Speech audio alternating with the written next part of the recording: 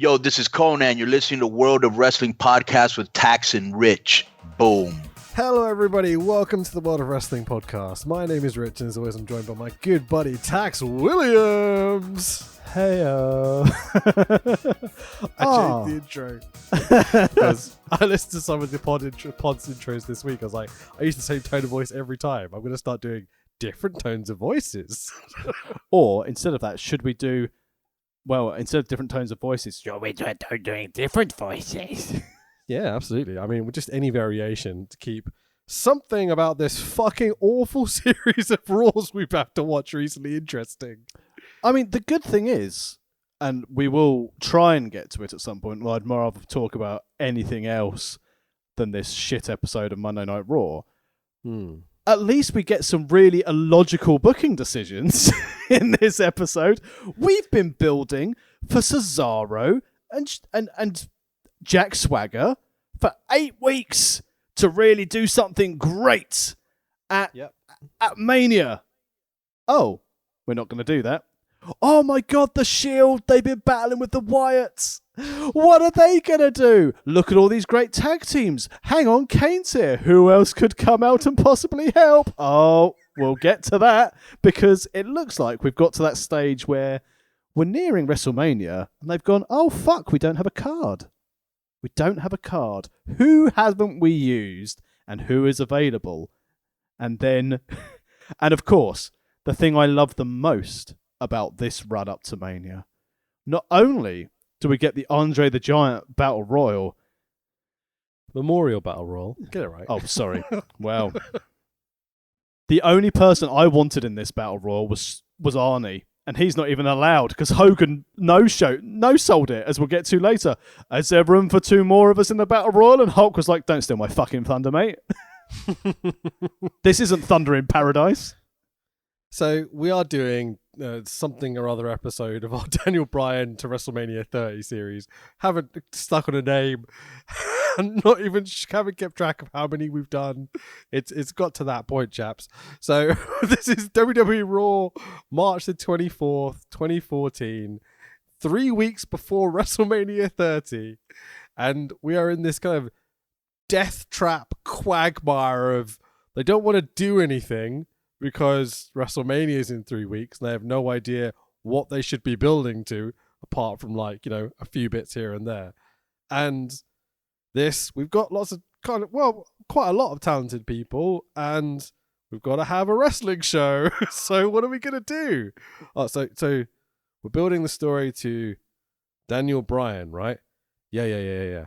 So 3 weeks out, let's do an episode of Raw that hasn't got him on the fucking show. Best than that, it's actually only 2 weeks out.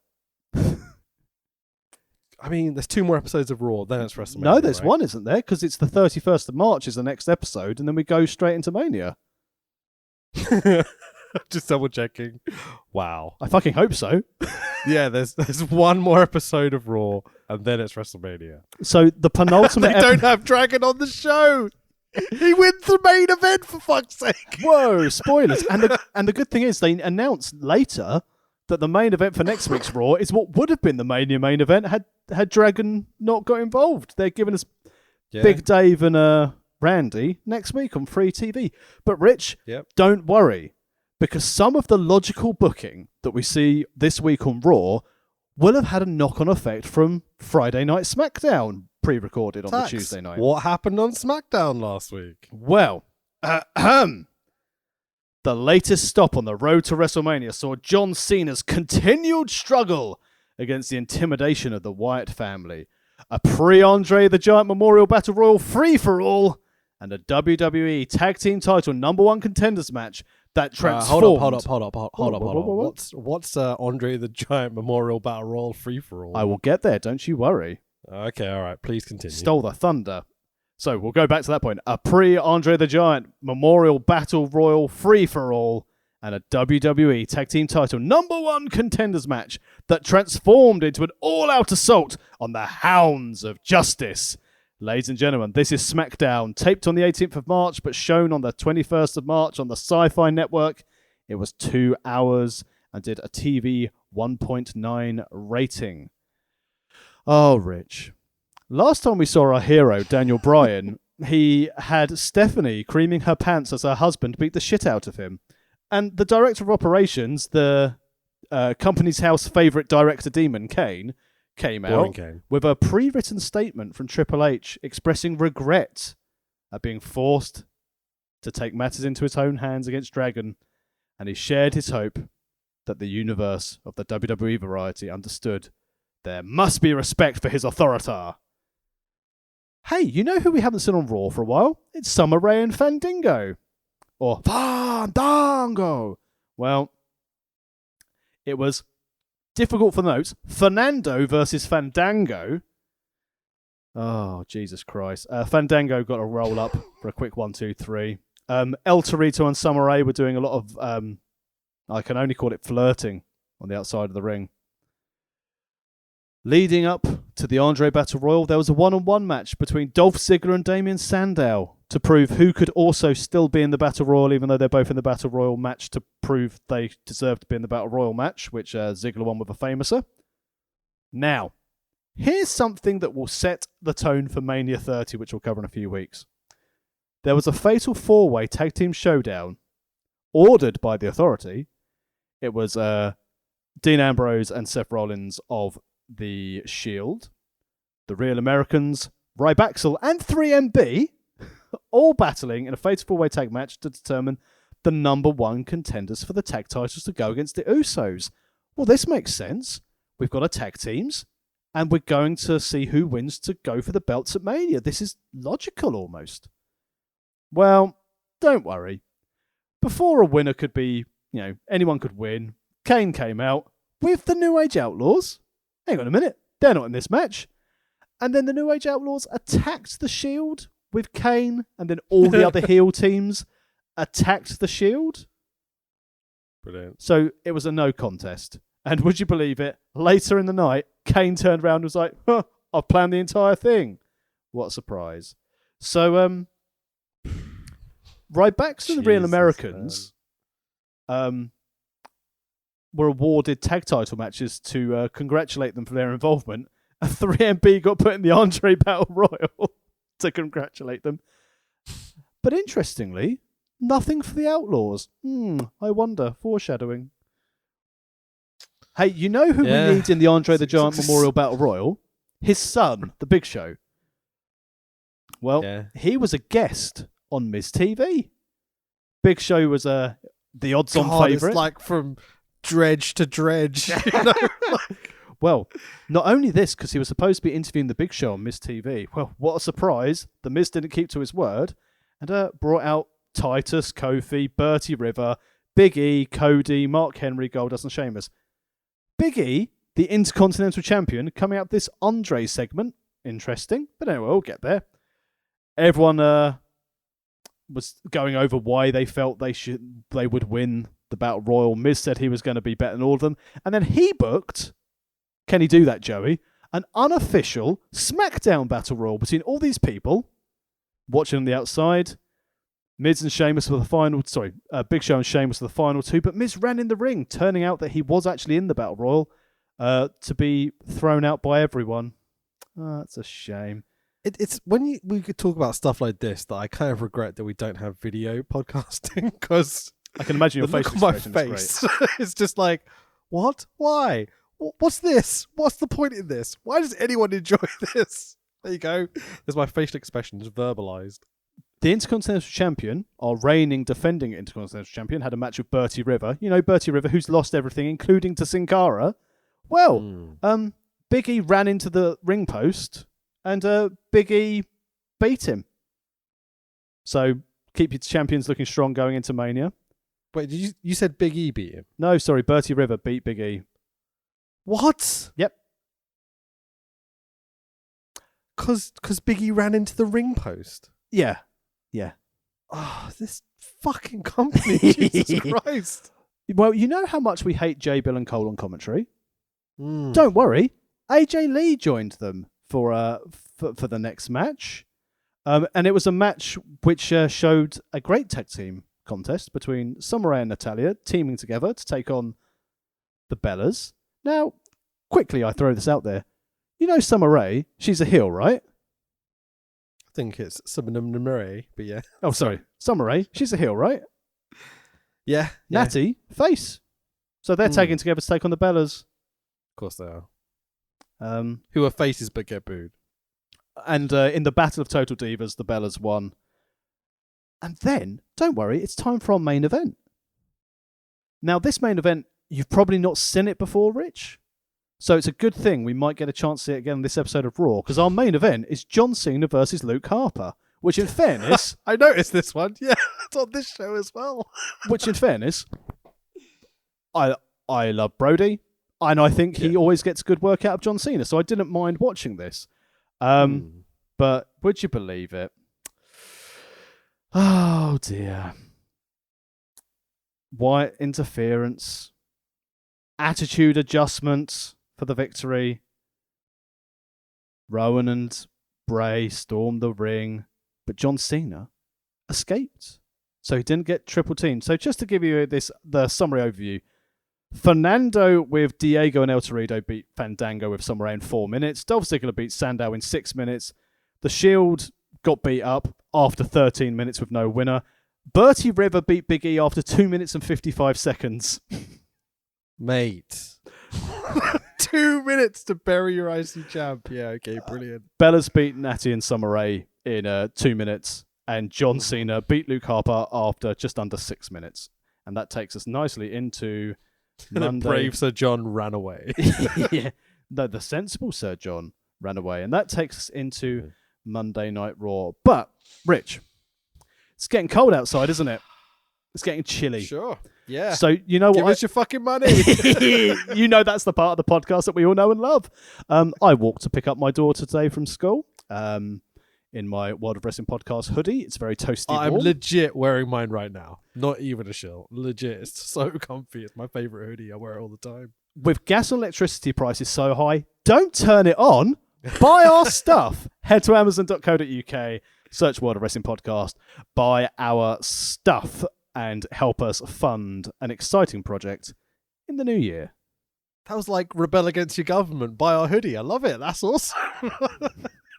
Give it to Jeff Bezos. Give money to Jeff Bezos, not a government. That's logic. Yeah, because he's putting £2 billion into helping the rainforest, right?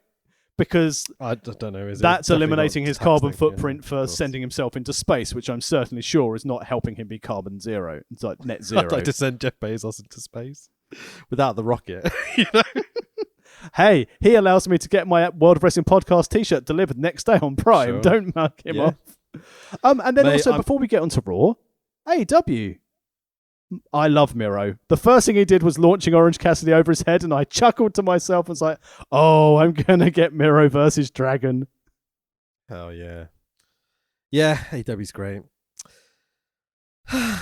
So, WWE Monday Night Raw, episode 1087, the 24th of March, 2014. This was in New York City, in the Barclays Center, which is 15,000 odd people. This was live on USA Network. We obviously watched the network version of it. Didn't we? I definitely didn't watch anything else. I watched it triple speed. Shut up. The commentary are Jerry Lawler, boo. JBL, boo. And Michael Cole, Boo! Mummy. They are fucking awful. I mean, it goes without saying. I mean, the thing is, and I know we've joked about it on previous episodes of this series, at least the in-ring's slightly different, but the commentary is exactly the same. The only highlights are when people don't understand who the other celebrity in the ring is with Arnie later on. And it's just... And in fairness... I had no idea who he was. The opening segment was hilarious because Stephanie McMahon is the most over thing in this main event feud at Mania. Yeah, let's go. Fucking A, absolutely. So, we've been through SmackDown. Open on a video package, a Triple H voiceover. We go over the Triple H Dragon feud. You know, we're really putting that feud over strong here because Dragon's not on the fucking show tonight. They do the whole police officer fake out. Triple H beats the shit out of Dragon, handcuffed, and, you know, Steph going all over the place. This is a useful recap because in the lead up to knowing I had to watch this show, for about 2 weeks I've been going, what happened on the last show we watched? I could not remember for the life of me. I enjoyed Triple H once again, and the good thing about the video package was reminding when he showed us going, you guys aren't even real cops. Yeah, it's a bit cheesy, and it felt a bit obvious watching it like the first time round. But again, the video team package is so good, and isolating that one line, it's brilliantly done, and it tells the story. I wish that the show told the story as well, not just the video package. But at least we're going somewhere with this story, kind of. Yeah, and in fairness, when they did the beatdown and we covered it on the last episode, our pre-Crown Jewel episode in our archives at worldofwrestlingpodcast.com, episode 115. It was fine. Yeah. It was brilliant. And you'll notice the reason why things happen. So Triple H, after Punk left, was without a match at Mania, so didn't give a shit. Triple H now has to be involved in the Mania match, and instantly the creative becomes interesting. Self-serving, yes, but at least it's interesting. Well, let's give Triple H some due here. NXT has been booked quite well at times, when he's been very much in control of it. So not always self-serving, but in 2014, like definitively, it's and up to 2014, I would say almost when he's had any control with like main event storylines and stuff. All I'll say is that Triple H, since he didn't really get to book much of NXT, Bruce and Vince have given us Von Wagner. So come on, what's the most important thing in NXT? Did you see them do the Beverly spot? No, I haven't watched NXT because I have no interest in shit wrestling because we watch this every week. So the Beverlys used to do like a headbanger spot where they would lift their feet up, have the guy draped across the rope, and then one would jump over the shoulders and kind of do a leg drop and or a splash or something. And so I saw Von Wagner doing that with Kyle O'Reilly to someone. I was like, everyone was being like, "Oh, this tag team sucks." Like, why have they put them together in the comments? And I was just like, Beverlys.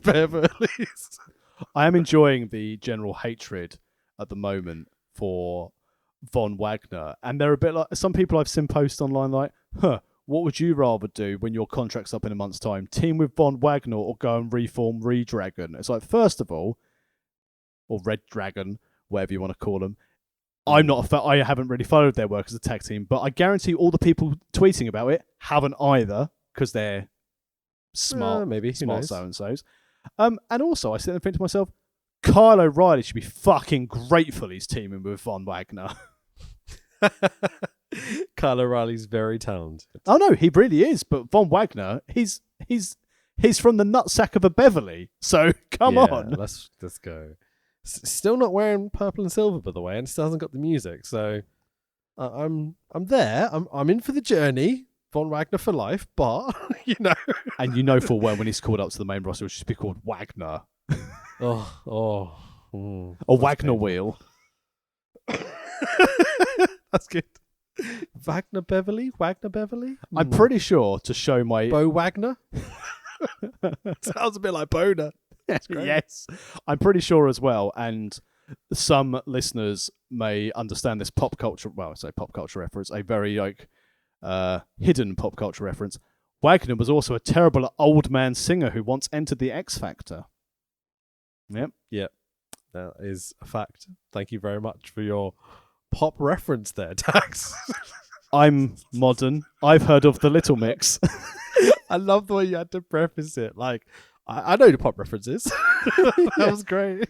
I've once heard of this chap called Engelbert Humperdinck. I hear he's quite a big deal. He's got a badass name.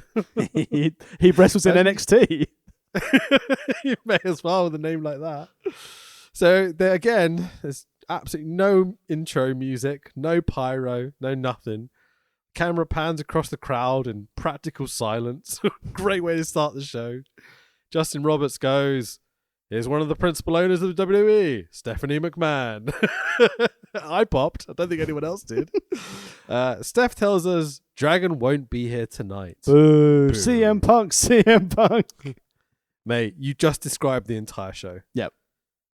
Someone comes out to do something, they ring the bell or they pick up the microphone, whatever the sequence of events are, and the crowd go, "Boring, CM Punk," all fucking night. It's hilariously stupid. I mean, the best part of the show, and Big Dave having mic issues. It's my favorite. And Stephanie once again saving, going, "Sorry, Dave, I can't hear you, but we'll get to that shortly. Steph's improv is really good. I would like to call this the World of Stephanie McMahon podcast for this week because it's literally the only highlight of this show. Just World of Steph, that works. I mean, let's move on. I won't go there. So she can't say very dry corporate best of business type promo. She is such a heel. She's fucking awesome. She has this line which I wrote down, which is, people like you need to be led by people with intellect and character like me.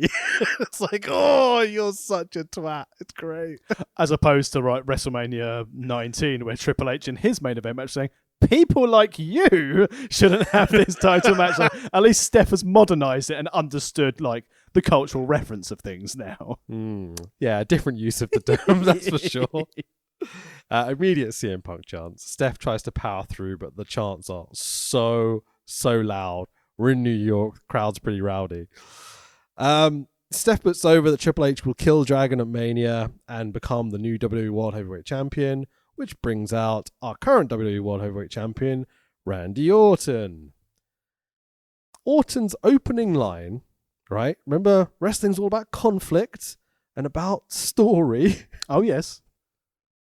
Randy's opening line is, I'm not here to cause an argument or disagree. And I'm like, because that might be interesting? Is that the problem?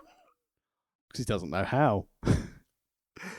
What do you think of this Orton promo? Dull. The problem is, and I will say this for both Randy and Batista in this, you've been told leading up to this, and they're probably quite excited, like, you guys are going to main event WrestleMania. You know, this is the pinnacle for everyone who wants to be in professional wrestling. You know, that main event spot of Mania. And both Batista and Orton were probably like, this is incredible. This is fantastic. Another main event. See out, send the fans home unhappy. We can do this. And then to have the fans shit all over it, to be like, and especially for poor Randy, he's like, 5 years ago, I was supposed to main event with Triple H, and The Undertaker and HBK happened, and also I was wrestling Triple H in the main event, and no one gave a shit. Not another dud mania. So Randy knows what's happening. So Randy's a bit like, boring. Yeah, exactly. Boring. And at that stage, Randy's a bit like, I'll still get my check, right? And that's how this promo felt. It ends with loud Daniel Bryan chants over Orton boring everyone to death. Steph jumps in to wind up the crowd a bit to try and keep them interested. She's really fucking good at her job. I love the fact that like Orton, this promo is like, promises Stephanie that if Triple H defeats Daniel Bryan, that she should convince him to abandon the title match. And Steph's like, if, when, and Orton goes, oh, okay. When Triple H meets Daniel Bryan. She's so good, man. So there's loud, boring chants when Randy's trying to convince Steph to tell Triple H not to come to the main event when he beats Daniel Bryan or whatever. So there's this loud, boring chants, which cue, here's Dave Batista. Do-do, do-do, do-do. No machine gun. Fuck's sake, that's the best thing about his act. But then again, remember he walks inside this alone. pit of danger. He does walk inside a pit of danger. Must be quite a boring walk, to be fair. I mean, especially when you've got those big machine guns. What do you think's so dangerous about his pit? Do you reckon it's got like punjies in it or like, I don't know, alligators or something? I'm going to say surprise trapdoors. Where would these trapdoors go? I'm willing to push this surrealism, by the way. First of all, if it's a pit of danger, then it may go to another pit, or let's go back to Mortal Kombat, just loads of spikes. That's what punji spit is, by the way.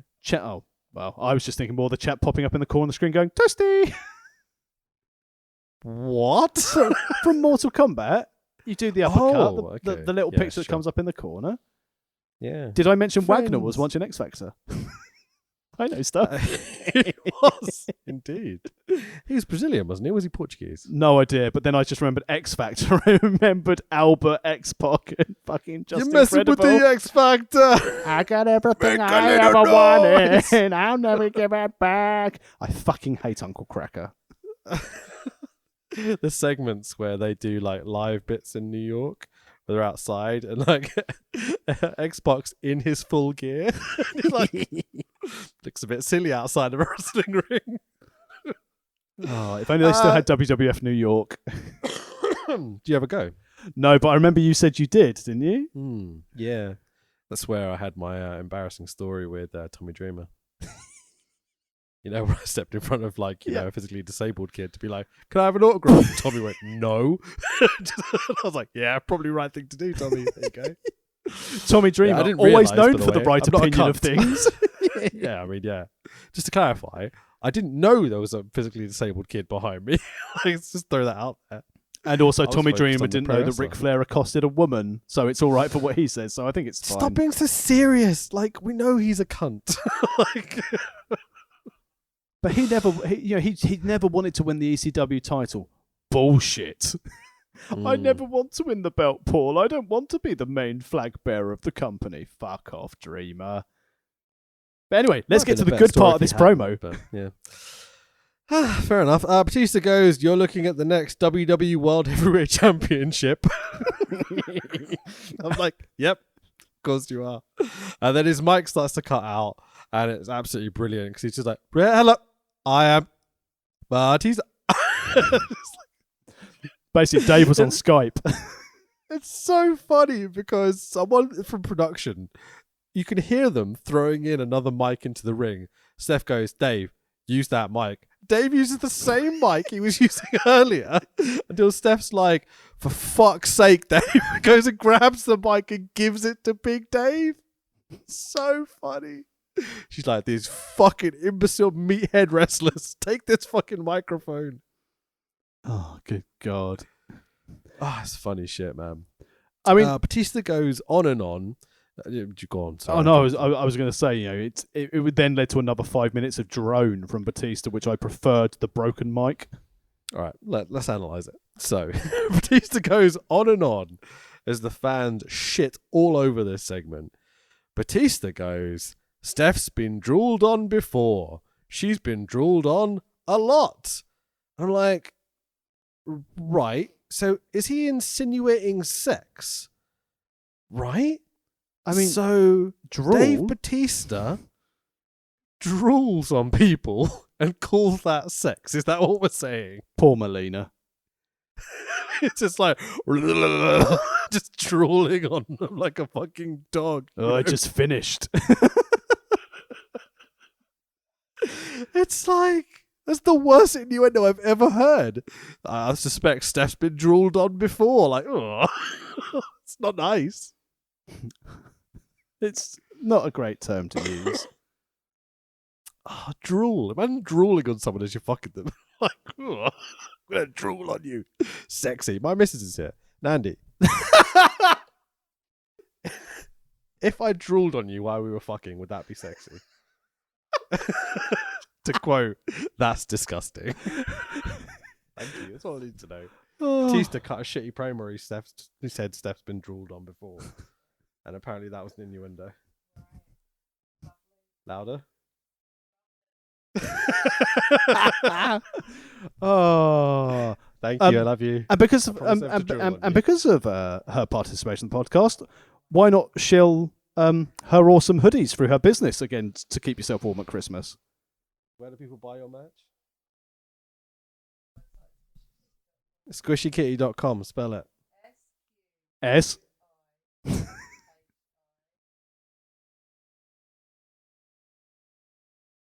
Hopefully they can hear that in the pod. And also, more importantly, I like the fact that she also had to spell it and sounded like she was in doubting herself. S. Yeah, not the best promotion I've ever heard. But, you know, she did okay. She's laughing at me. It's okay.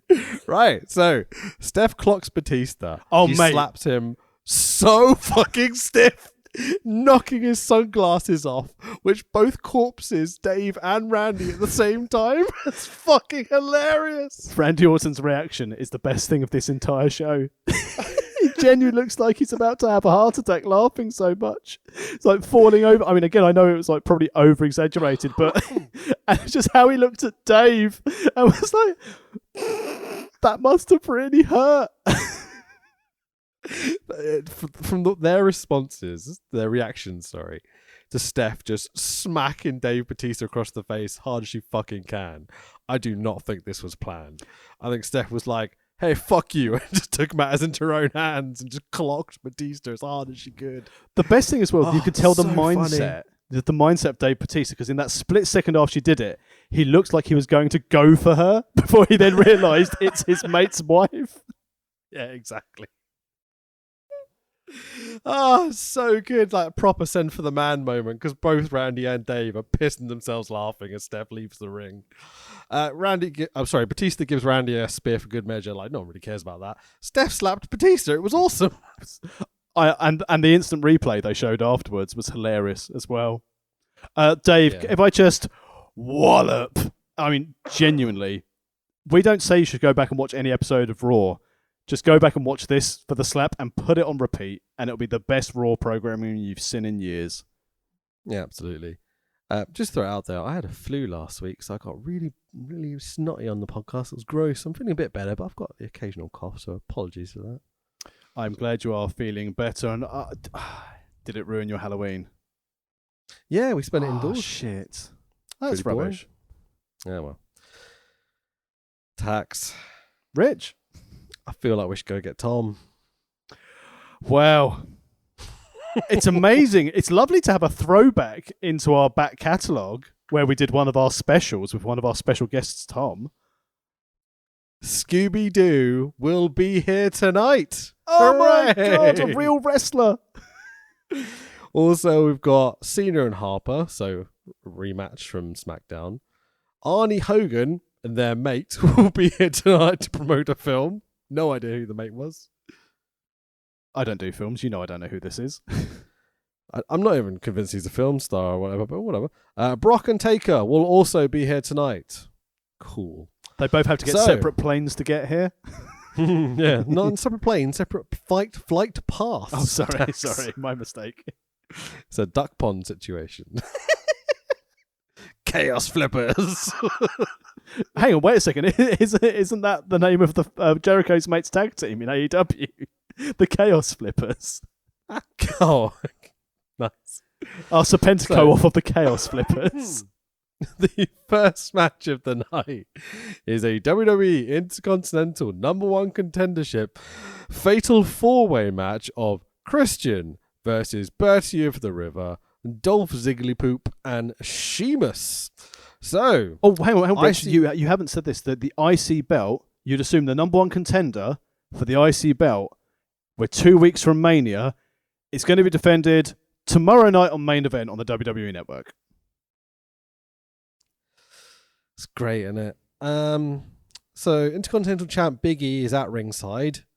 Not to do commentary, though, because, well, why is he not allowed a microphone, do you think, Tax? Because he doesn't want to be sullied with the other three wankers. I bet Vince was like, okay, Big E, get out there, get on commentary. And I think E was like, I'm not being associated with these wankers. Just going to sit here at ringside. Big old pop for Ziggler. And I'm like, WWE fans in 2014, what do you want? Because some weeks you hate Dolph Ziggler. Some weeks he's the best guy on the card. Some weeks you barely acknowledge his existence. This week, he might be the most over person on this whole show.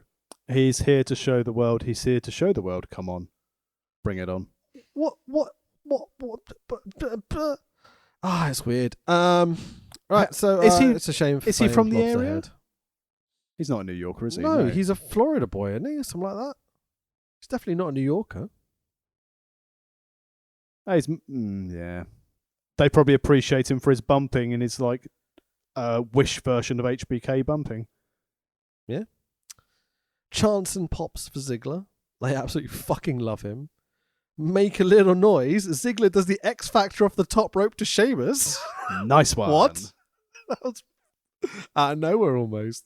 Eventually, everyone gets a spot. Christian hits the unprettier kill switch to Ziggler. Booking. 1, 2, 3. Christian beats Ziggler clean. You're like, okay. Biggie hops in the ring, but Christian refuses to shake hands. Entertainment, Tax. well, Christian's a heel now. We saw that in the build-up to Chamber. So, heel. He's been jobbed for like 15 weeks in a row. I didn't like what he who's did. this kid that's over? Oh yeah, get the guy that we keep jobbing to beat him. Yeah, why not? Former world champion. Oh yeah. Got to use those people to get the young kids over. Speaking Is of there getting the anything young, to say about this? I was going to say, speaking of getting the young kids over, I wasn't a fan of the concerto to Adam Cole.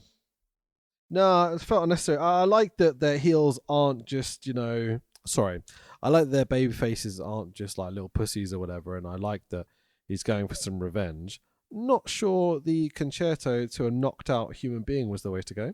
And also, this is Jungle Boy's feud with Adam Cole, not Christian's. I don't want to see Christian versus Adam Cole. I want to see Jungle Boy versus Adam Cole again.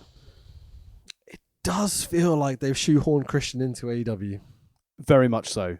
Because, we'll give you the TNA TNA title. TNA, what do you want to do with the belt? We're going to give it to Moose. What? Yep. Now Via Kenny the doesn't other have guy. it.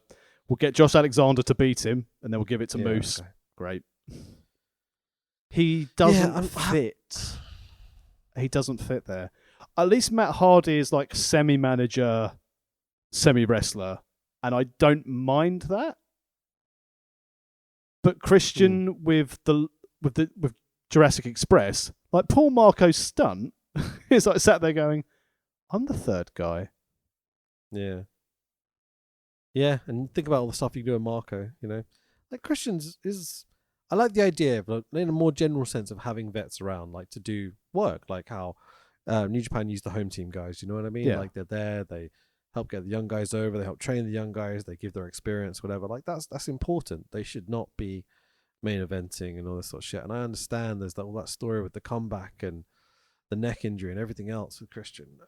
But it's just like, I just can't help not give a shit when he's on TV, and he gets very little response. When he came out with the chairs, he looked like he was going to get a big pop, and the crowd went, "Yeah, sure.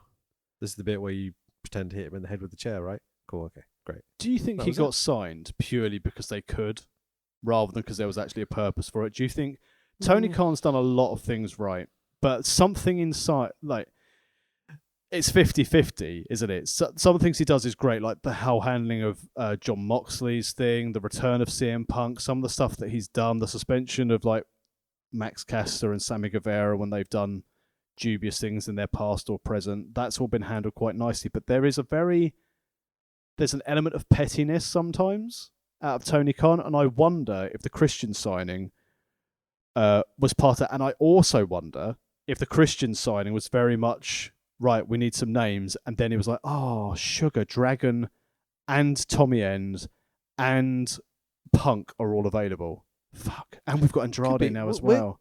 We're coming from a perspective where we've not enjoyed Christian's work. There is definitely a fan base out there. So maybe he's one of them. Like, I don't see what other people see in Christian's wrestling and matches and ability and storytelling. I don't think he's awful. I think he's a very solid hand. That may sound a bit mean, but he's capable in everything. Like, he knows how to do a facial expression. He knows where the camera is. He can work. Like, he's very solid. Like, as I said many times before, the most basic elements of wrestling I find immensely impressive, because I've done a little bit of it with you guys, and it was incredibly difficult. I think there's so much pressure and so many things to think about as a pro wrestler on that stage, especially. But I don't know, it doesn't do it for us. He's a solid mid-card hand. He's the sort of person when you're a bit like, right, let's say we've got Lee Johnson. You have him in a ring with someone like a Lee Johnson or a Lee Moriarty as well. Have him go there with a Brock Anderson. Have him work in the ring with those guys. Even if he's picking up wins over these wrestlers and just sits in the mid-card and has an occasional TNT title feud, something around that area. That's he's where opening match Rampage and Dynamite. He's main event Raws, main event Darks. Yeah, exactly. But again, that's my thing. But that's how I felt about him in 2014 as well. You know, exactly. And that's how WWE are using him. I think that his impact in AEW would have been greater had he not wrestled at Royal Rumble. Yeah, maybe. But like, still not much. who really gives a shit about Impact, let's move on. It's fun. It's there. It's interesting. It's all right, but it's like it's not AEW or WWE. You know, like there isn't the eyes on it, but whatever. Bleep blurb. AJ Lee. Bray in the cupboard backstage promo with Luke Harper and Eric Rowan standing behind him. Run. Don't. It's all right. Classic Wyatt. Sneak peek Scooby-Doo WrestleMania movie. That's my notes I've written down very badly. There is a sneak peek of the Scooby-Doo WrestleMania movie, which is the exact film we did a podcast about. It was certainly a sneak peek. Mate. So that movie is awful. Apart from the fact we had a lovely chat with Tom who found that movie inspirational. So, I mean, it's always interesting when you have completely complete disparity in opinions. So I don't know, it's fun. Oh, just as a quick thing, because we like to cover current affairs, like we've been talking about AEW. WWE released their quarterly reports today. WWE, whose products and ratings are at an all-time low, have seen an increase in revenue of 15% or an additional $34.2 million. And that's attributed to merch and ticket sales. And as you messaged me earlier, we're expecting another trim the fat to sell the company set of releases in the next few hours or days. 34.2 million extra in income. But I would also suggest a lot of that is offset by having to travel again. Yeah, maybe, man. It'd be interesting to see how that develops, that situation. I'm hoping they don't fire too many people again, because you want people to keep their jobs at this point. They fired so many people. It's a bit worrying. But yeah, I do worry at some point if anyone ever discovers NXT UK. Yeah, does feel like that should have been beheaded a few years ago. But I mean, the wrestling in it is very, very good. You know, the fact they had like Dragunov and Walter having their barnstormer matches and having the light shone on that. Kaylee Ray being able to go to NXT, obviously Piper being able to come to the main roster. It's really good. It's an excellent feeder system. Yeah, sure. But you know what? I have no problem with NXT UK. I work at Wrestle Talk. I talk to lots of wrestling fans in streams and all that sort of stuff, right? And on our Discord has loads and loads of mods and all these very, very intense, like passionate wrestling fans. I don't know a single one of them that watches NXT UK. I honestly think our podcast does better numbers than NXT UK. I mean, of course we do. We're quality. And I'm talking about this podcast, not Wrestle Talk's podcast. No, the Wrestle Talk podcast. That's what I'm saying. About 100 times those numbers. Wrestle Talk's an established thing, but I'd anticipate us doing more because, we don't have serial pricks and nonces as part of our organisation. Just serial pricks, actually. Sure. Yeah. I wonder how many people know specifically who we're talking about when we say these things. Well, there's at least 5 or 6 people that we immediately know exactly who we're talking about, because, we've talked to them in person about it. But I wonder when we say there's an absolute, well, it was pretty public for a while, wasn't it? I mean, I've certainly not held back. Yeah. All right, Dave. Sorry. Sneak peek. I've already said that bit. Mystery Machine drives into the arena. The Scooby-Doo mobile thing. Out pops Sin Cara. And if you didn't listen to that episode in our archives, why didn't you? The Scooby-Doo movie episode was amazing. But Sin Cara, when the movie was made, but yeah, go on, when the movie was made, Sin Cara was this future big star. So he was in there with Big Match John as like the main eventer. So of course, who is going to come out of the Mystery Machine? This only would have been topped if John Cena had jumped out the fucking Mystery Machine as well. Yeah. After Sin Cara, obviously, because you get the main event out first. John Cena jumps out and says "Yabadoo," and Scooby jumps and goes, "No, it's Rappy Roo."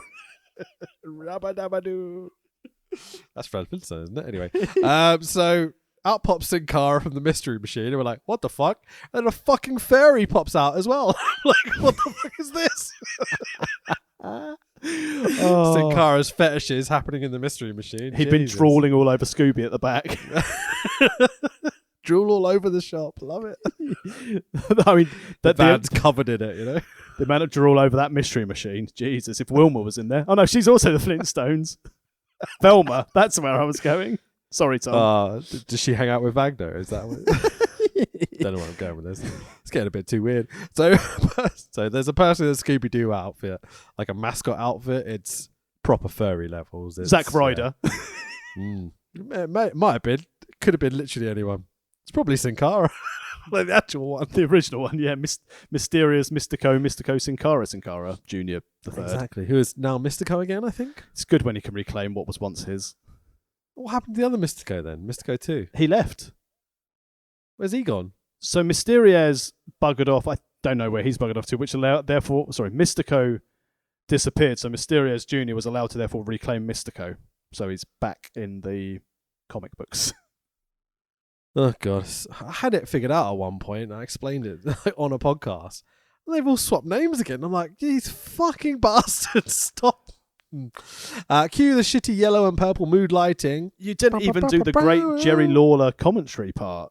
Oh, what did he say? When Sin Cara did the trampoline jump into the ring. And Jerry Lawler said, did he just jump over the top rope from the ground?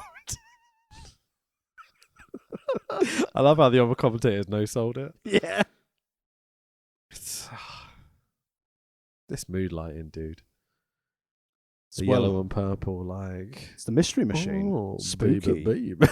It's not scary lighting. It's sexy lighting. Lots of drooling in the crowd.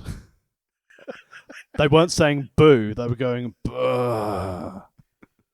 So we've got this new superstar, Sin Cara, right? We've got, I think it's a Hanna-Barbera property in Scooby-Doo. Is it Hanna-Barbera? Not sure. Anyway, Scooby-Doo. Big fucking property, right? Damien Sandow's already in the ring. Doesn't get an entrance because, fuck him. The bell rings.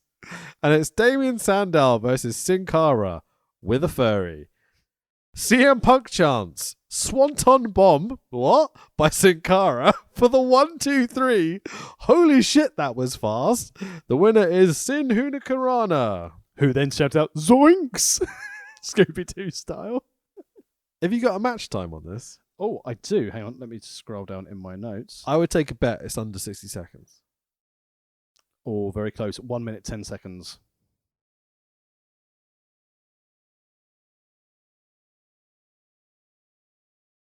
Are you still there? Sorry, the silence was the silence surprised me. 1 minute, 10 seconds. Did you know there's a movie out? I mean, the worst thing is, Rich, that's actually not the quickest match of the night.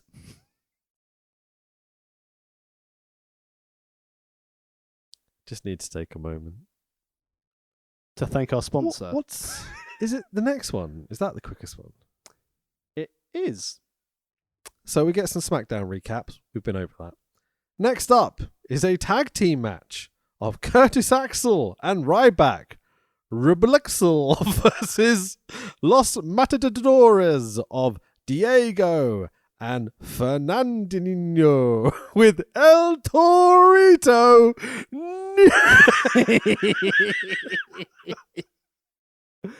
There's Michael Nee when you need Oh, it. shout out to Michael Nee, actually. He sent me a very nice message a couple of days ago. So it's nice to hear from Michael Nee. I'm glad to hear that. He was always very, very entertaining. Most of the good talent have already agreed to and have bookings in Japan when the borders open. So I'm pretty certain OWE will not be restarting. Yeah, I mean, it had so many issues. I had to move countries and all sorts, didn't they? Yeah. Taiwan is not a country. Sorry, what? Oh, Big Match John. It's nice to see you here. Yeah. You can't see me. The bell rings. Just remember before you start this, both Curtis Axel and Ryback are former Paul Heyman guys. Aren't they part of the main event scene at the moment as well? Well, they will certainly be wrestling on main event. But they beat up the Shield. Therefore main eventers, right? Well, that's what they said on commentary. They're like, well, Ryback's sort of given up the opportunity to be in the Andre Battle Royal to challenge the Usos for the tag straps at Mania. So, spot a pattern, everyone. The bell rings. boring chants this time rather than CM Punk. Bit of variation. The Shield head to ringside through the crowd. Before anything happens, a Matador rolls up Perfect Junior. 1, 2, 3. What a match. The Matadores win. 1 minute and 1 second. The fucking entertainment, dude. I am just like on the edge of my seat at how amazing this show is. I am thoroughly entertained. This is a very, very good product. But the Shield are here. The Shield beat up Rybaxel. So 3 on 2, they're the faces. What's happening? So yeah, it's Shield versus Rybaxel, right? Mania. Surely this makes most logical booking. The Shield do some shouting and some fisting. Hoorah! Roman drooled everywhere as he knocked and loaded. And then unloaded. It's my new gimmick for the Shield, by the way. They do some shouting and some fisting. It's great. Up next, a sit down with Triple H. Cole, boo, is in the ring to sit down with Triple H. I like how they call Triple H the COO, the corporate business gimmick thing. Works for me. But have they been doing this for the past few weeks? Oh, yeah, he's the chief operating officer. Have they been announcing him as like the CEO of WWE? They have. They have, because I think that's what plays into the Triple H's promo here, where he goes on to sort of say, do you want me, the businessman, or the game? Dragon's been asking for the game, not the businessman. Yeah. Triple H isn't the only person wrestling with 2 contracts. Brendan Cutler's got 2. Nah. Yeah, absolutely. Another recap of Triple H beating the shit out of Dragon, fake cops, etc., etc. Do you want to go over this segment? It's the first mention of the reality era from Triple H. Yeah, he basically goes on about, how Daniel Bryan, they all want them to have this, and Daniel Bryan's been plugging away at him, wanting the game, and now he's got the game. He doesn't want... Did you hear what you said? Plugging away... Plugging away at him with his own personal Colossus. Multiple ectoplasm and drool everywhere. We make 2014 Raws interesting. It's fucking not. Drool drop?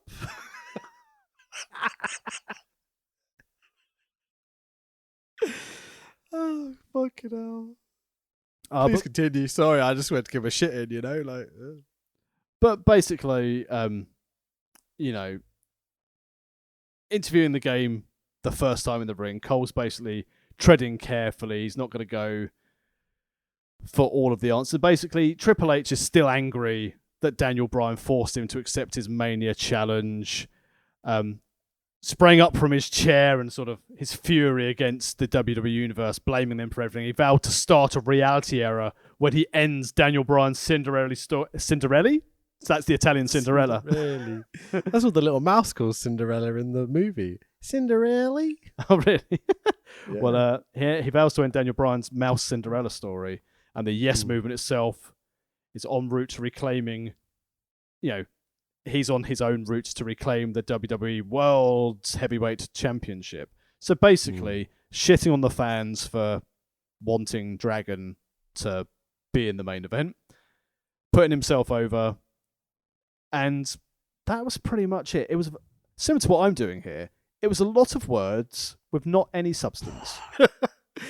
Yeah, that's how I felt about it. It was not that it was fine, but Triple H, it's this promo feels bloated, I think is a nice word for it. But he is finally kind of bought into the story, it feels like. The first, I would almost say 10 episodes we did on this series of podcasting. It always felt like Triple H was fighting the story, like he didn't really want it to be this way. And I think maybe that's because we know of the history of Punk and everything else, and maybe Triple H didn't want Dragon to be this guy because they tried to film with the Wyatts, etc., but at least he has bought in now, and we know where this story is getting to, and he's a part of it as the big heel.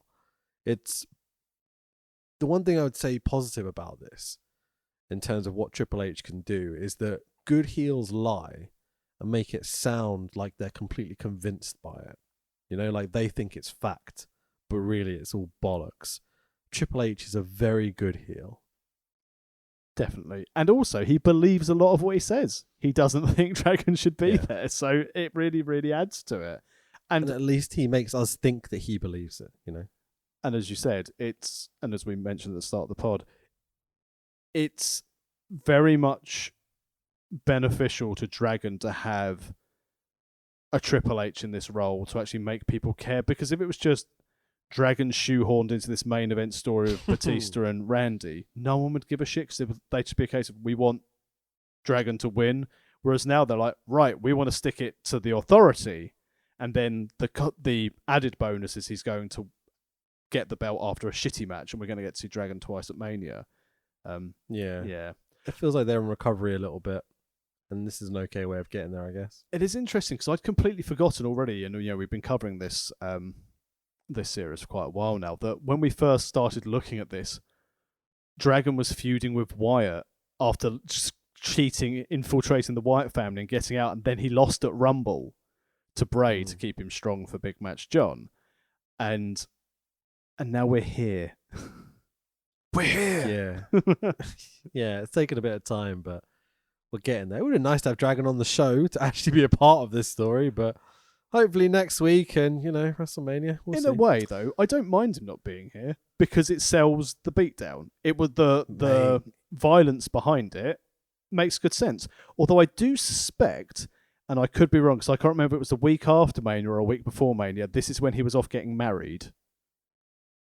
Oh, okay. I was going to ask at the end of the pod, like, why wasn't Dragon on this show? Do we know? And if that's the case, then fair enough.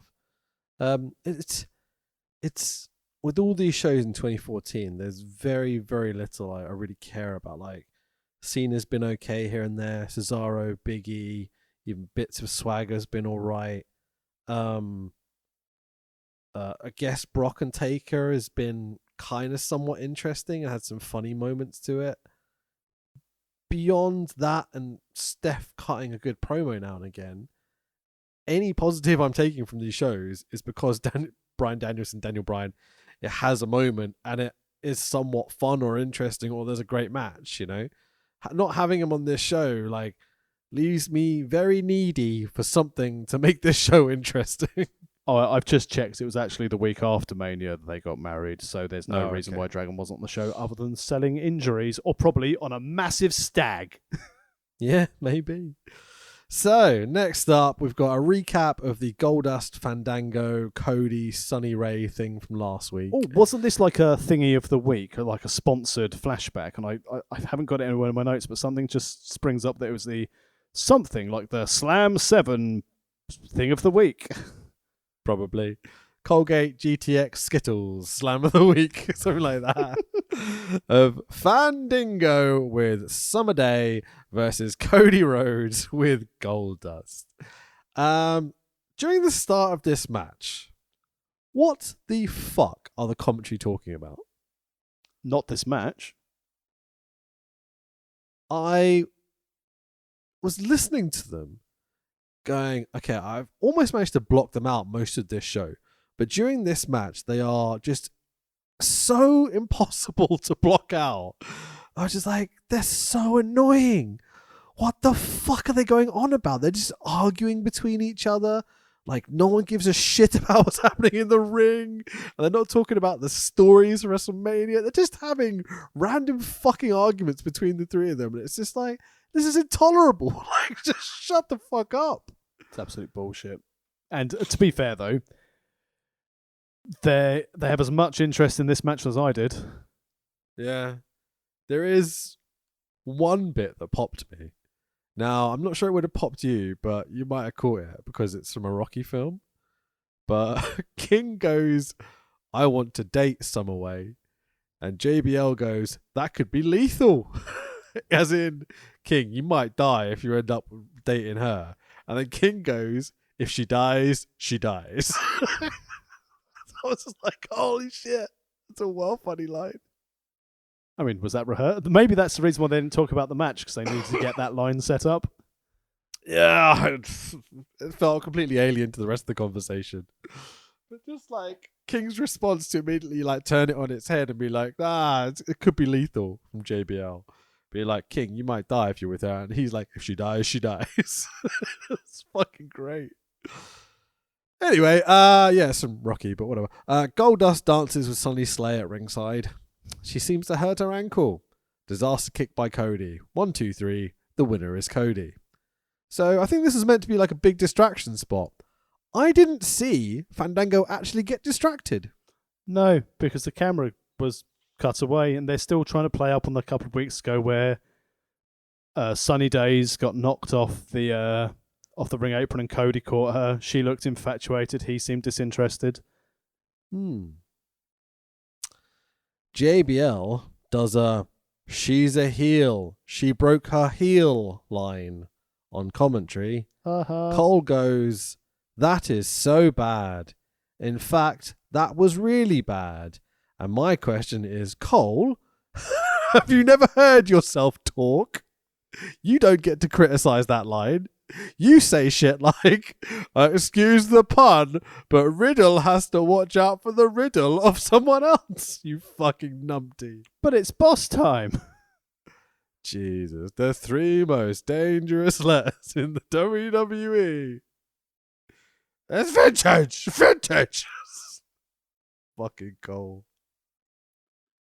Well, good to see Fandango. Yeah. He's really talented and he's immensely funny. Not here he isn't. How long was this match? Less than a minute? Maybe 2? This match, 2 minutes 45 seconds. Jeez, this fucking company. The 4th shortest match of the show. Da, da, da, da, da, da, da, oh shit! No, sorry, the 5th shortest match of the show. Oh, okay. You interrupted my Hogan singing. Oh, I'm sorry. Start again. Hurts inside and fucked Bubba's wife. Something about being a racist. I don't know. The Love Sponge, not Bully Ray. Just to clarify, he didn't bonk Velvet Sky. Yeah. Ugh. Bet he tried. It's not a nice visualization. He drawled all over her. Full cheap pop nostalgia Hogan here. It's pretty cringe. Puts his own shit over, and then puts over, the other stuff.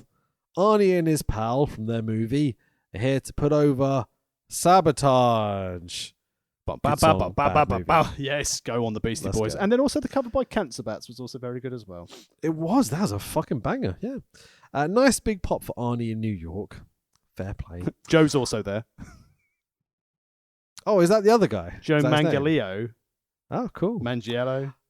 Arnie Jello. puts over... You know how Hogan put over his shit? Right?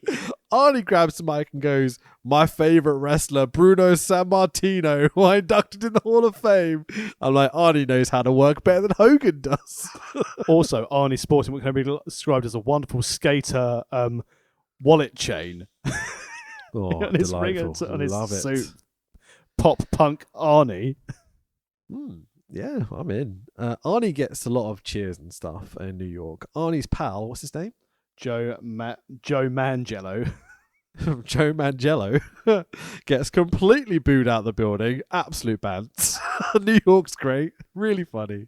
That's because he's not an action superhero or Arnold Schwarzenegger. Yeah, exactly. Arnie's pal goes, "I'm pumped to be here with the greatest action movie star of all time." And Arnold Schwarzenegger. He didn't, but it was funny that we both got the same joke in. Good shit. He totally should have said that. It would have been so funny. That would have turned the crowd. They would have liked him. Exactly. Speaking of not being liked, Miz interrupts them. Brilliant. Miz is in his "I wish I was Chris Jericho" when he was feuding with Shawn Michaels, but I'm not phase. Miz says, "Really?" on his way to the ring. And then he says, really? And then he says, really? And then guess what he says after that? He says, really? Okay. So the gimmick is that the Miz says, really. Really? What he says, Tax, is really. Okay. So Miz's gimmick for entertainment, pro wrestling, is that he says, really. Well, let's also look at... Really, really, really, really. But then someone would say, yes, yes, yes, or no. Don't No. you fucking compare the two, you fucking cunt. They're not the same. Miz is the worst. But also, because he's got that reaction out of you, the best. No. This, if I'm not doing a podcast, instant turn off the TV. I mean, I would have turned off hours ago. But, you know, like... Weeks ago. Nah, this is getting skipped. This is getting blanked. This is... people like, yeah, Miz is like, was one of the time the best heel in WWE. Nah, he's just shit. I'm sorry, man. He's a shit talker. He's a shit worker. His stories have been shit. His gimmicks are stolen. His moves are stolen. He is shit. And he can't dance for shit because he's just got eliminated from Dancing with the Stars. Ah. Good. Yeah, fuck him. Fuck you and your fucking hot wife, you bastard. Your hot wife and your lovely family. Boo. Yeah, fuck you. Hope you are unhappy with your hot wife and your lovely family and all your money, you prick. And your hard work ethic. Yeah, fuck off, you safe style, you bastard. Ooh, try hard. Ooh, you're hard. Drip some chicken on Ben Wild's bag now, you prick. Because obviously you can't, because you can't eat in the locker room. Not because Ben Wild's dead. Oh, that's good shit. Miz says, these lads don't belong here. Miz says Hulk Hogan and Arnie don't belong. I mean, Hogan shouldn't be there because that's kind of factual. He's a cunt, a racist cunt. But Miz is... shit. A giant movie star, some other guy, and Arnold Schwarzenegger beat up the Miz. I mean, in fairness, like Miz did his best to sell Hogan not being able to throw him over the top rope properly, and Miz like cannoned himself into the front row, which was quite impressive. Brilliant. What entertainment? Hey, Rich, Really? can you spell KO? C-A-O? No, I think you'll find it's T-I-T-U-S.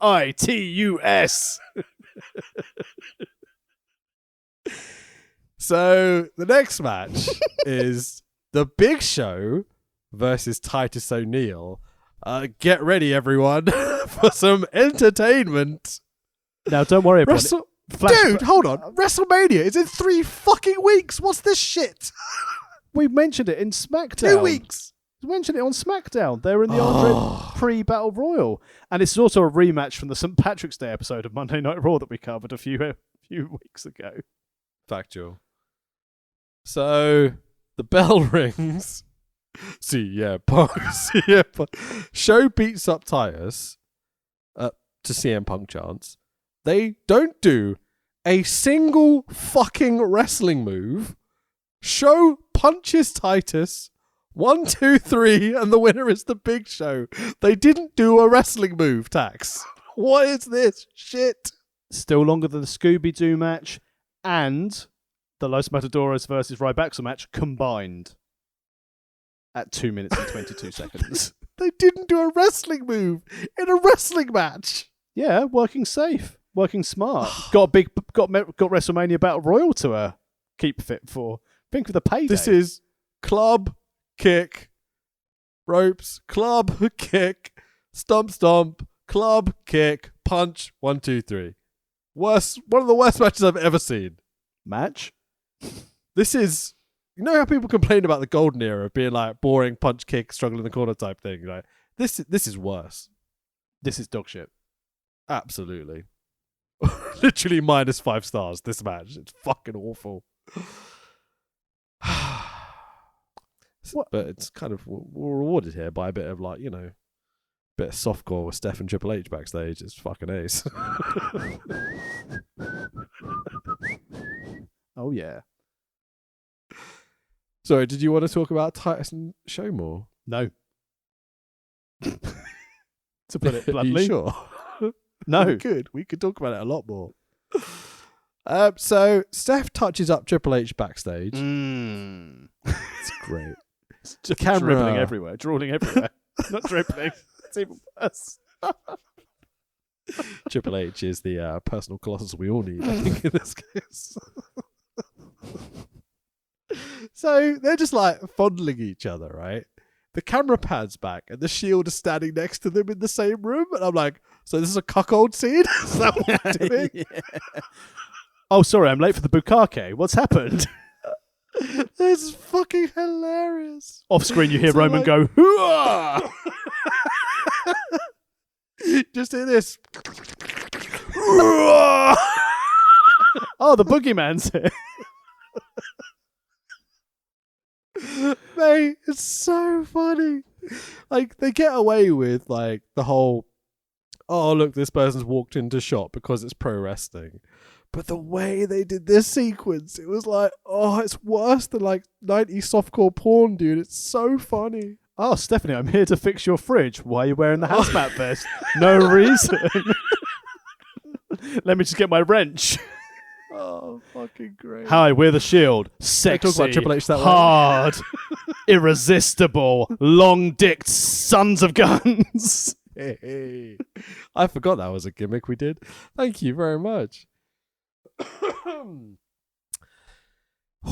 Steph sets No, up. hooah, not hooah. Hooah. Steph sets up the Real Americans versus Shield later tonight. And then we'll have a sit down.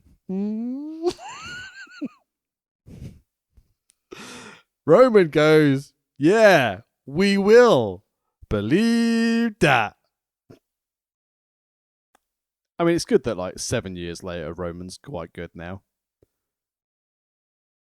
Yes, but 2014, the level of entertainment I'm getting from this show is... I've run out of words, Tax. It's unusual for me. Very innuendo-laden, this episode of Raw. I wish it was deliberate. Maybe it's funnier that it isn't deliberate, that it's accidental, that they're just shit. Everyone loves accidental cock-holding. I mean, that's what they gave us, so there we go. And, like, you know, let's give Roman some, like, real powerful story, yeah? Like, that he's the guy we want to get over. What line should we give him? Yeah, we will. Believe that. Just like, is he a Muppet? Is that all we're doing? I think it'd be fun to basically get someone who can do a very good Lord Alfred Hayes accent and just do all of Roman's promos at this time and that. Ah, yes, believe that. That would be lovely. It would be. So Cena is in a toilet backstage. Dribbling everywhere, drooling everywhere. Fuck. If he's dribbling, he needs to go and see a doctor or wear 10 men. I put it back in and there's just leakage at the end. I'm sure I shook it twice. It's fine. Should it be dribbling? I'm not sure. Nikki! It's starting to drool. No! Vince, you can look, but you can't touch. Ooh, cheeky. So, Cena is looking in a mirror, like, with a sink, right, in a toilet, full Hogan Warrior WCW. And I'm like, oh my God, are they going to do it? Are they going to, you know, spray the other side of the mirror? Like, come on, give me some fun. This will be good. Give me what I want. Yeah, like, exactly. Please give me what I want. So Cena washes his face with some water, then looks up into the mirror like, oh, I've been so scared by these people I've been beating the shit out of week after week. Then they attacked me looks up- 3 months ago. And then someone in the doorway is sticking their arm through, holding up a plastic sheet mask, and Cena sees it in the mirror and goes, oh, turns around and goes, oh, it's not there anymore. And that's your segment. I mean, I hate it when sheet masks appear. Yeah, fucking sheet masks get everywhere, don't they? Baramu. When Hogan Warrior WCW is better than what you're doing in 2014 in WWF. I can't WWE, wait till we whatever. cover that as a series. That's going to be so good. Yeah, why not? One So- Warrior Nation. Oh, God. SmackDown recap. Cena beat Harper. Yabba-doo, we're having a rematch. It's John Cena versus Luke Harper with Bray and Eric Rowan. Commentary are arguing with each other over Cena's entrance. And then Bray's goes, we're here. And they continue to keep fucking talking. Well, they know he's here. His entrance said it. We're here. Oh, thank God. I thought they were running late or stuck in catering. Surely, golden rule number one with commentary is if you have the most over top babyface in the whole fucking company that isn't Daniel Bryan, and your spooky heel, you shut up during their atmosphere building moments. Yeah, why bother? Not in 2014. Michael Cole, yeah? Good. Michael Cole. Really, Michael Cole. So Cena beat Harper on SmackDown, so we're having another match because Cena won't work Rowan. This match is somewhat building to something happening at WrestleMania because Cena's wrestling Bray, right? Yeah. Cena is quite generous and gives Harper a lot in this match, which is nice to see. It's a very nice match. Not as good as a SmackDown match, though. And the SmackDown match was a third of the time. Okay, fair enough. I mean, that might be why, because, Cena's in his kind of like, I need to do more spots than I used to do because the other people are getting better. Top rope kind of famous, sir. face. Yeah. And doesn't he pull out like a springboard? I want to say stunner, but... Yeah, springboard stunner that when he did his Broken Skull session with Austin was like, what's this? Really? And Austin was like, you need to put a little bit more on it. That's good shit. So, are you a booker? Do you not know how to book your John Cena finish? Whip whoop! The lights go out halfway through the match. They come back on. Cena is tied up in the ropes, wearing a plastic sheet mask. Bray goes, follow the buzzards. Whoop! Cut to the ads. Didn't even beat him up. That is literally the segment. That's it. The match is done. The lights went out. Cena got tied up. They put a plastic sheet mask on him. Oh, Devastating. wait, because as I wouldn't suspect you were watching this through 3 times, but did you hear what Wyatt said when he had him in the Didn't ropes? he say, follow the buzzards? Oh no, he did say that, but before that, he was basically saying that he's showing the world Cena's true face, which means he thinks he's lamb chops or Shaun the Sheep. Is that some type of sexual innuendo as well? No, they're also lovable children's sheep-based characters. Yeah. Or Welsh? Sorry. I'm caught Welsh, I can say that. It's okay. But yeah, this is well, got to protect Harper because he's already lost one match. We've got one more week till Mania, so I assume it'll be Cena versus probably both Harper and Rowan handicap match going into Mania, so he can kill the Wyatt family completely off. Have they even made Cena and Bray yet? Yeah, it's official. So that is a match. Yeah. Okay, cool. I wasn't even sure. Everyone, tune in to main event to see Big E and Christian wrestle each other.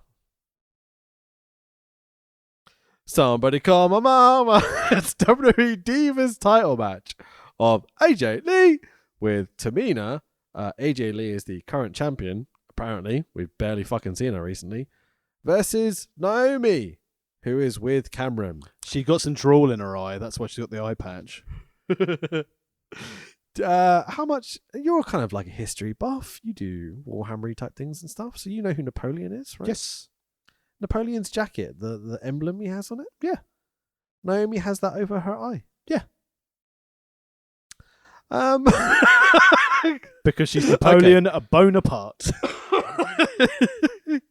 Boners are funny.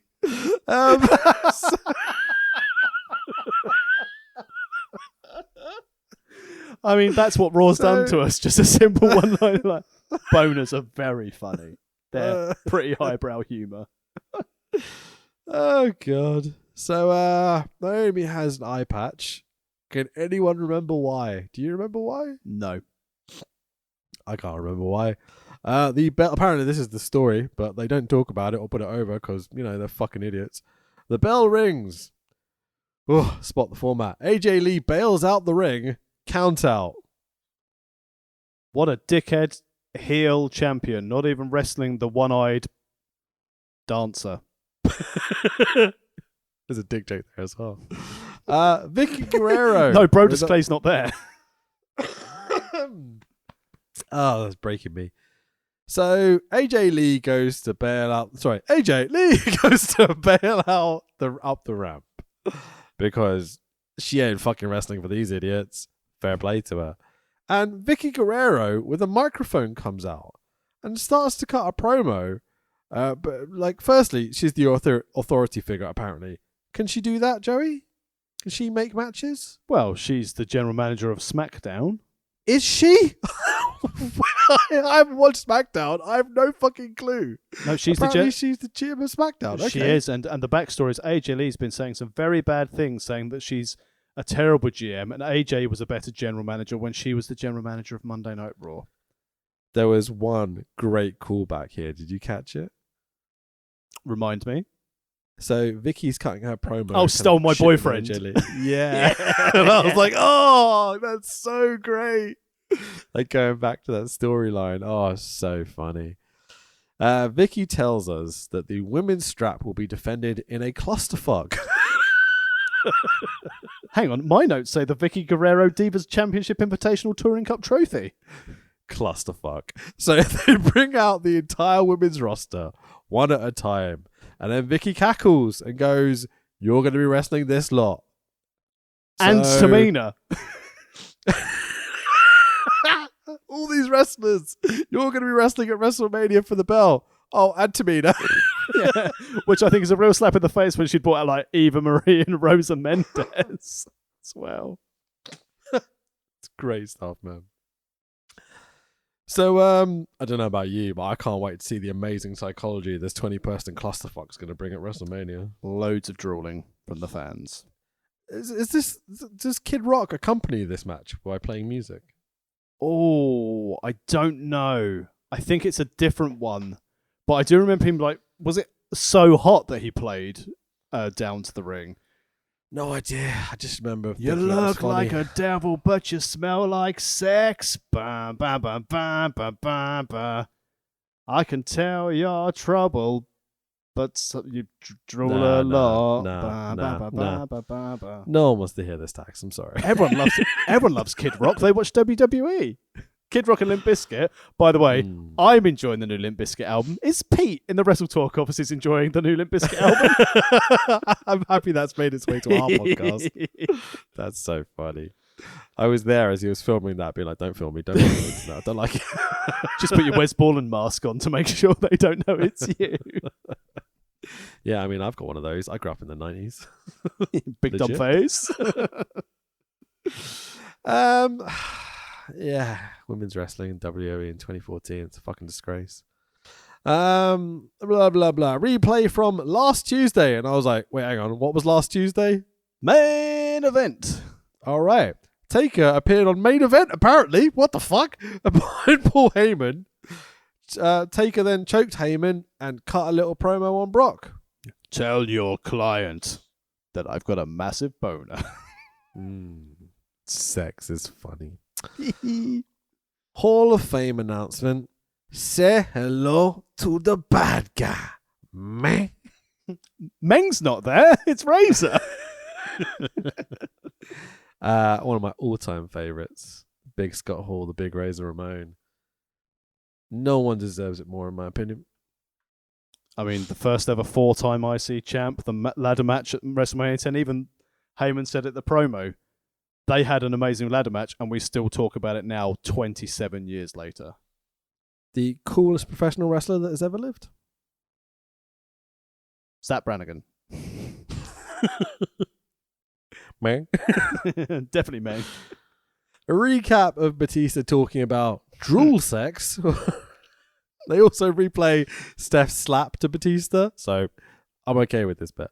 Next week, we will have, as we said earlier, what would have been the WrestleMania main event of Randy Orton will wrestle Batista. Fuck. It's obviously just to really fuck up any form of search algorithms that Google have. I just quickly Googled. I was like, I wonder if drool sex is actually a thing. Oh. I bet it is. I scrolled down some of the search results. So obviously Pornhub's going to be top. Drooling porn videos. Are you watching porn while we're podcasting? No, I've just Googled it on my obviously work computer, so I'll need a new job at some point. Okay. Drool play is a thing! ! If spit turns you on, you shouldn't be ashamed. That's great. Well, let's move on to something else that makes us all spit. So, yeah, okay, in a second. Dragon apparently sent a tweet out this week. He's not cleared to wrestle. That's why he's not here. Well, thank you for tidying that one up. It's time for your main event of the evening.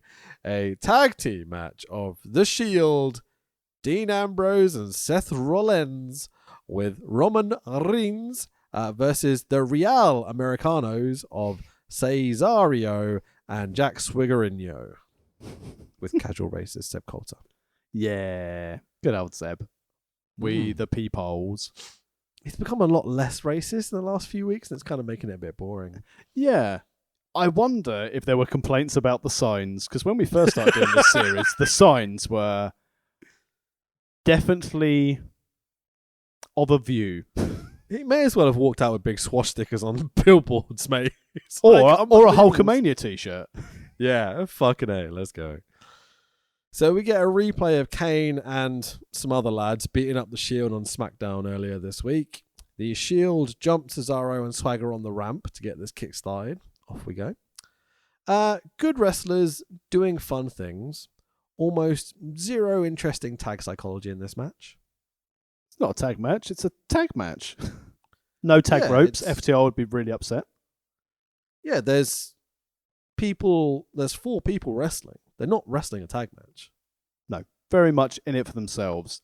The thing I took away from this tag match was this was the epitome of get your shit in. Yeah. These 4 are much better than this match.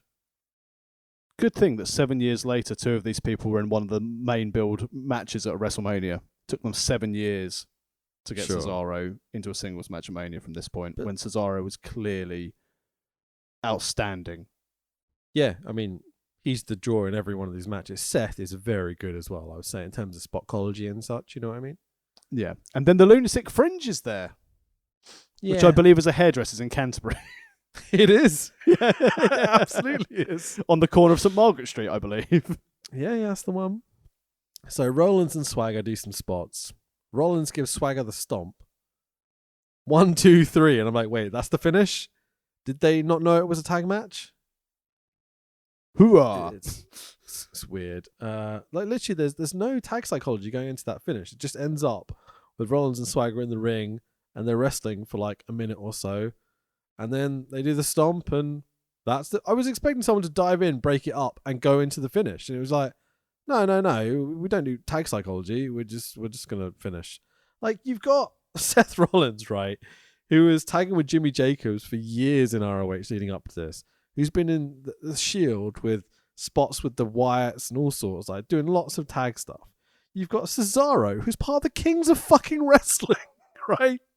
In this match. They know how to do tag wrestling, and they're just like, fuck it. Let's just go out, do a few spots, do the finish. No one gives a shit. It's strange. And this was 14 minutes long of nothingness.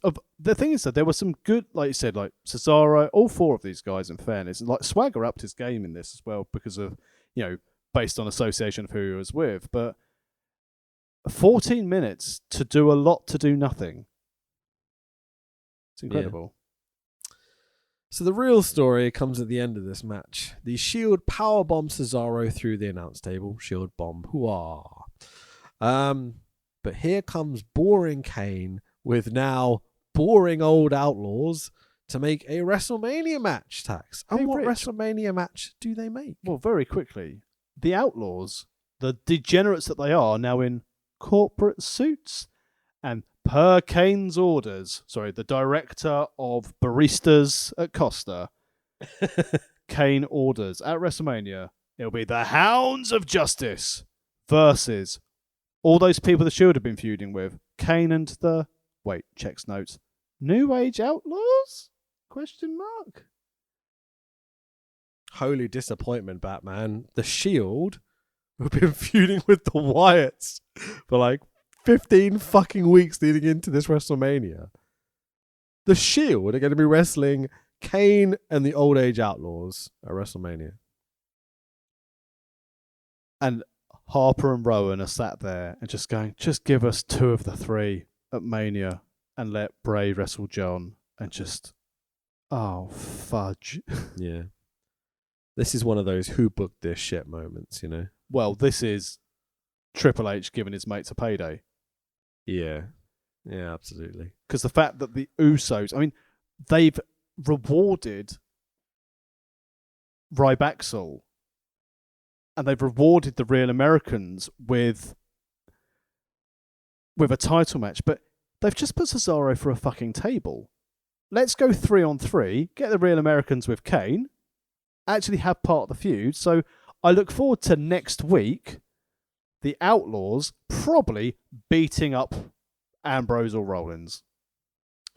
Yeah, probably. There was a question we posed early on in this series where we were like, okay, so New Age Outlaws are here and they're WWE Tag Team Champions.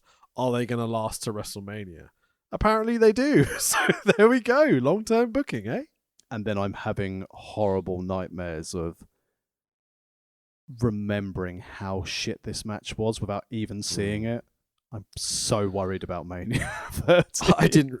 Mate, I looked down the card the other day. I was a bit like, uh-oh. Oh, fuck. Okay, I looked at... I almost spoiled what next series we're going to do, but the very first show we're talking about doing on that show, I looked at the card for that show, and again was a bit like, uh-oh. I don't know about this show. It's, the main event looks good, but everything else is a bit like, ooh, this could be a bit of shit. So. I can't... Yeah, well, in fairness, when we're looking at this and Dragon's crowning moment to date in 2014 in professional wrestling is superseded by the aces and eights, that we've had a terrible, terrible run.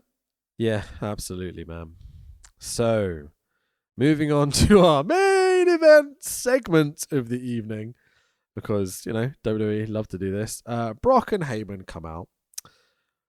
Brock's music, by the way, Brock's music, if you play it at twice the speed, sounds just like the Mortal Kombat music. Amazing. Do-do, do-do, do-do. Do do do do do do do do do. Sounds a bit like a video game. It's fucking great. Heyman promo putting over. This is the best. This is the best Brock promo ever. Yeah, if you know, you know, because this is one of those. Heyman does a promo putting over the streak. Again, because, we have to do the same promo every fucking week now. But it's important. It's Wrestling Promo 101. Respect your opponent. Put your opponent over. It's really boring at this point, but yes. New York chant boring at Paul E. And I'm like, whoa, it's this man, is it? Okay. Brock interrupts and goes, Undertaker, I'm here to fight. You're here. Let's do this. Raggy? Let's do this. Let's do this. I can't do it. Like my voice won't go that high. Oh, amazing. But It's so funny.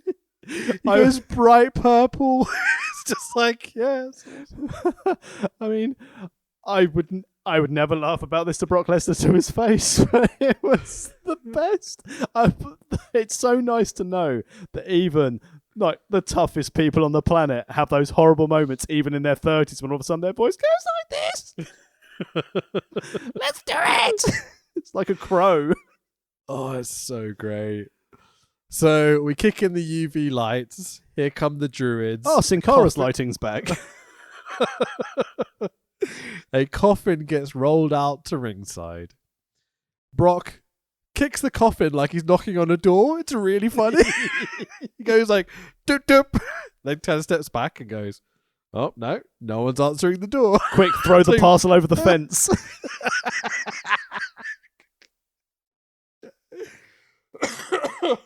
I'd love Just Brock Lesnar slides to have a and miss postman gimmick. I always deliver.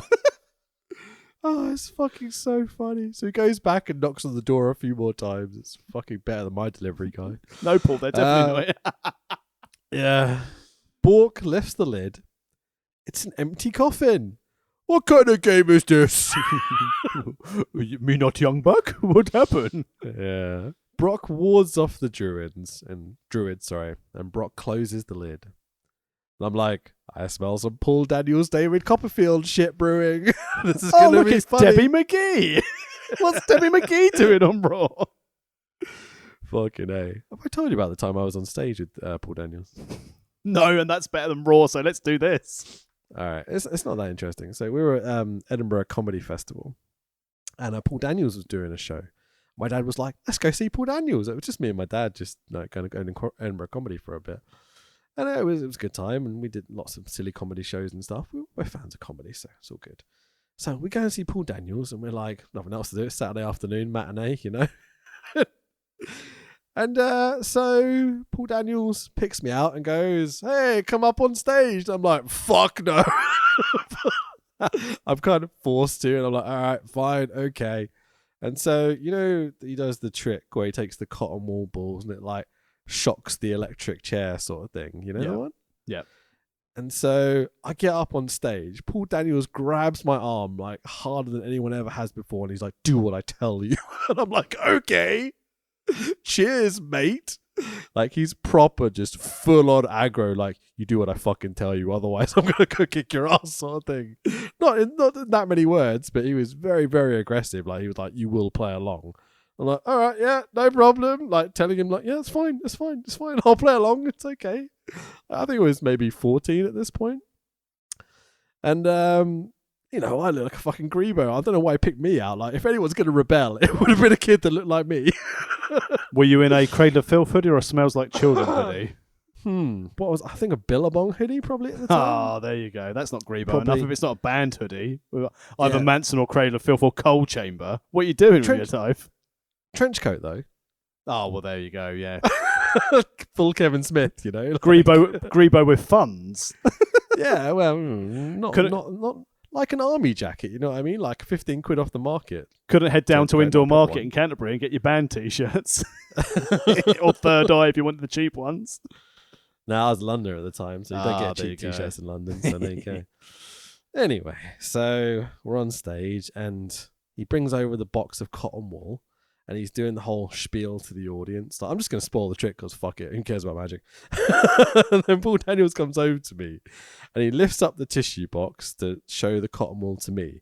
And on that tissue box, in big bold letters, is written, when I say to, you stand up. And I'm like, all right, cool.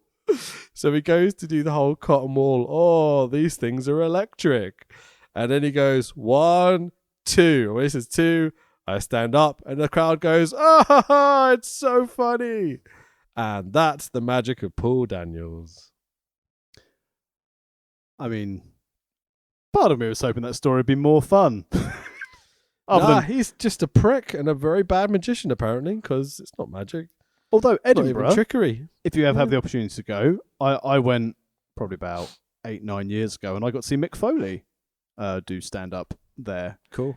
And also, Edinburgh Castle, one of the best castles you'll ever visit. Edinburgh Museum, probably the best museum I've ever been to.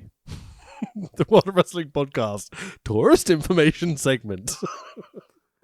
Certainly better than being here at the Staples Centre for this shower of shit after Brock's been knocking on the coffin door and opened it, as you said. The big reveal, there's nothing there, shuts the coffin. Oh, Undertaker's in the coffin and Vince has gone, when I say 2, you move this panel. 2.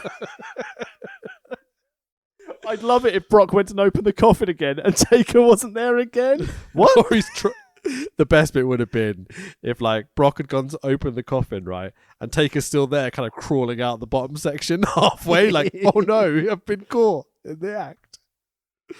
But Brock opens the lid. Taker's now laying in the coffin. Oh, spooky. And after a little bit, Taker sits up. Heyman sells it like hell. Taker then gets out the coffin, does some MMA punchies to Brock's tummy. Because, he's an MMA guy now. Of course he is. There's MMA Undertaker guys. I don't know what this is. Brock takes a nice bump to the outside over the coffin. Beautiful selling from Lesnar. Looks genuinely faux petrified. Yeah, sure. They stare at each other. Brock points at the WrestleMania sign because video packages. Am I right? He's a good corporate boy, does what he does for his salary. And Brock, even though it's shit and it'll make you look like a tart, go and point at that sign. Nope. An extra $1 million. Okay, Vince. And,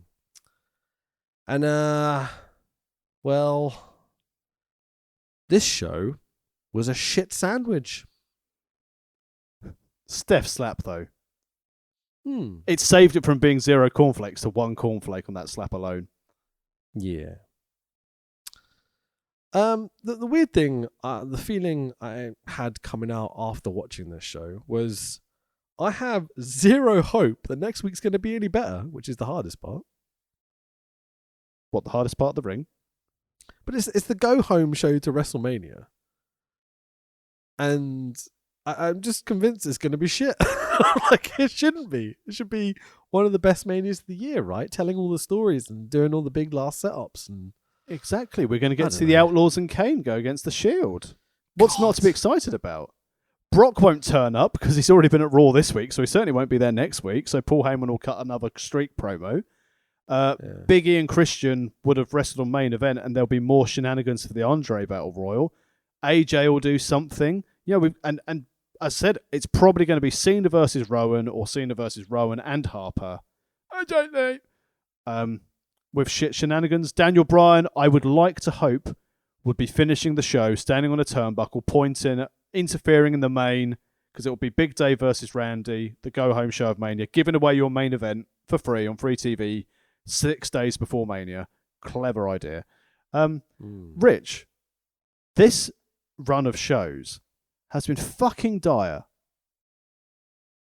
Yes.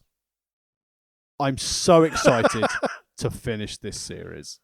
I can't wait. Every fucking week I'm like, oh my god, we have to watch this shit again. It's dreadful. Anyone that's like, oh yeah, that Daniel Bryan story WWE did a great job. No, they did a fucking awful job. This everything else surrounding it is shit. Booking shit. There's a few okay bits because they've got lots of capable pro wrestlers. It's dreadful. I really hope WrestleMania is at least a little bit entertaining. Undertaker stabbed Brock with a pen in his hand. Yeah. That was good. Yeah. Brock Lesnar's voice breaking. Hilarious. See, depends how you think about good, though. Because this is not good. This is not good. Yeah. But it did give us a lot of fun sexual references. And just remember, everyone, as per like the 7th search in Google, draw player's a thing. If spit turns you on, you shouldn't be ashamed. So that is what we'll leave you with, dear listener. If you're into spit, don't be ashamed. Follow us at World of Wrestling Podcast. World of Rest Pod on Twitter is the best place to follow us and get updates and see some teasers for our upcoming storyline. So, just to clarify, the idea is that we're going to do 4 or 5 spot shows. Should we give those away now?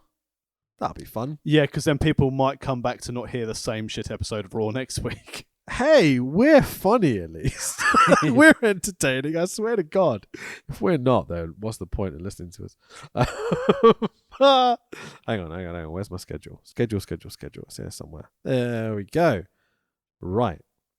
So we're going to do some spot shows. And then we're going to do a very, very long series. It's currently at 24 episodes. I love like these, sometimes like when we first started talking about doing this like, as a series, when we did like the NWO run, we're like, right, we'll do 10 episodes. Then with Ace and Eights, we're like, it's 11, but we'll get away with it. Then with this Dragon one, we've done like, it'll be 14 or 15. And now we've come back and like, we're not going to let you vote for a story. So this time we can do 24 episodes. But it's not even sequential. It will be the best series we've done. Oh, I can't wait. Genuinely, I was really excited to do the NWO. I was excited to do an Aces and Eights. I was disinterested in this option. I wanted the fingering of Doom to win the poll. Me too. I voted for that. Me too. But the spot shows, I'm very excited just to go back and cover something non-WWE. So hit the list. We are gonna do. Next week is Raw. The week after that is WrestleMania. Then we are going to go into some spot shows. The Marine 2 is going to be the first show back. We are then going to do PWG's Bask in His Glory, which is the last show PWG did in their Reseda venue, which I'm very looking forward to. Also, well, maybe I won't spoil it. There's some good stuff that happens. And the clue's in the name, Bask in His Glory. You know what we're talking about. Oh, he's a bear, he's a cat, he's a bear, he's a cat. We are then going to do GCW Fight Club Mox versus Gage, which I'm really looking forward to. There's some really good shit on that show. And I've been watching a lot of GCW recently, so that'll be fun.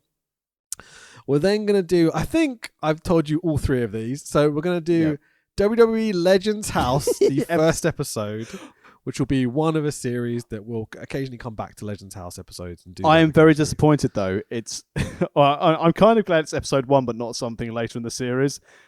Because episode 1, they meet the host of the show, and I think they meet the host of the show near the end of it, and it's so funny watching all of these old boys get boners at the same time. Okay, no spoilers. Well, after that, we are going to do the first episode of Smoky Mountain Wrestling. Yes. Which I've watched a bit of that sort of era recently, and oh god, it looks a lot of fun. And I think I added this one on because I'm not sure I've told you about this one.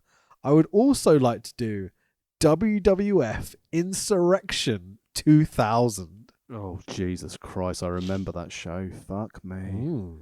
I'll tell you why when we do that episode. Okay, and then we've got a very long series, which is a Road 2 series. Let's put it that way. Yeah. So this will probably take us through till the end of this calendar year, these shows we've got over Christmas. We might fit in a Christmas movie if we've got an opportunity to do it, because we know the Christmas heel face film commentary is very, very good. But just to clarify, if we decide to change our mind on these episodes, you can go fuck yourselves. We'll do whatever the fuck we want. This is our podcast, not yours. Yeah. You've subjected us to the last 14 weeks of shit. Yeah, absolutely. You never get to decide what we talk about ever again. Where can people find you and your awesome work, please, my friend? Give me a follow at FanboyRich. I bitch about sport quite a lot. How about yourself? I'm at the Tex Williams on Twitter and Facebook. I bitch about my age, being very old, 38 now. I'm a very old boy. I tweak my hamstring walking up the stairs now as I see all my friends return to wrestling. And I do this. I think I said this in last week's podcast. I get like 5 minutes a day and I go, I really do want to get back in the ring. And then I get up to get a drink and I'm like, why am I hobbling to the kitchen? Nah, I'm all right. I'm all right. More excitedly, Rich, and I'll leave this on the pod for the end. You might have seen people, if you follow me on Twitter, you've seen it. The return of Games Workshop Dungeon Bowl. Oh, it's so much better than talking about Raw, but we won't talk about it on the air, but it's fucking great. It's good shit. All right, goodbye, everyone. We'll Bye-bye. see you next week for the Go Home Show. We're finally there. No, we're not, because we still got to do 3 hours of fucking Raw.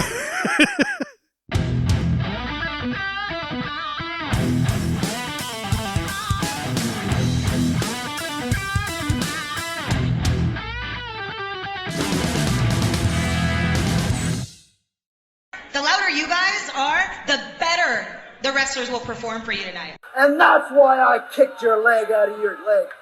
We're tough. We can take it, baby. You got to penetrate in the back, baby. Oh, I can see what you're talking. Wait just a minite.